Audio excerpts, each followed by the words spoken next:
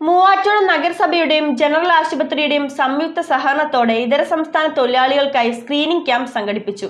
വിവിധ തരം പകർച്ചവ്യാധികൾ ഇതര സംസ്ഥാന തൊഴിലാളികൾക്കിടയിൽ വ്യാപിക്കുന്ന സാഹചര്യത്തിലാണ് ക്യാമ്പ് നടത്തിയത്. മൂവാറ്റുപുഴ നഗരസഭയുടെയും ജനറൽ ആശുപത്രിയുടെയും സംയുക്ത സഹകരണത്തോടെയാണ് ഇതര സംസ്ഥാന തൊഴിലാളികൾക്കായി സൗജന്യ പരിശോധനാ ക്യാമ്പ് നടത്തിയത്. കാവുങ്കര മാർക്കറ്റ് ബസ് സ്റ്റാൻഡിൽ നടന്ന ക്യാമ്പിൽ 65ഓളം ഇതര സംസ്ഥാന തൊഴിലാളികൾ പങ്കെടുത്തു.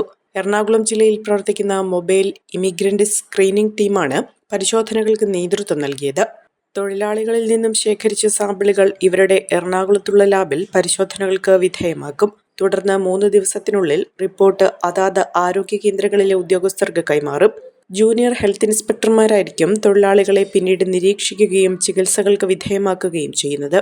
മലേറിയ, ഫൈലേറിയാസിസ്, HIV, റബ്, ലെപ്രസി തുടങ്ങിയ സ്ക്രീനിംഗ് ക്യാമ്പുകളാണ് നടത്തിയത്.